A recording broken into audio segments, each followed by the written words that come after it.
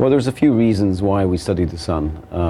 One of them is really just curiosity. We want to understand what makes a star tick. You know, why is it so hot? Sounds like a trivial question, but as it turns out, it's actually very hard.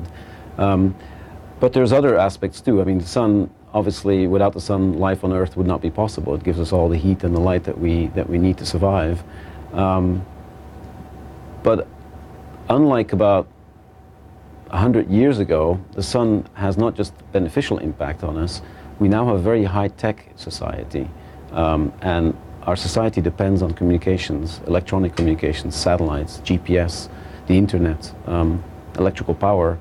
And when there's a storm on the sun, it can lead to a geomagnetic storm, and that can cause all kinds of bad effects. It can lead to power cuts, so all of a sudden you could be out of power for several hours, or you could lose your internet access.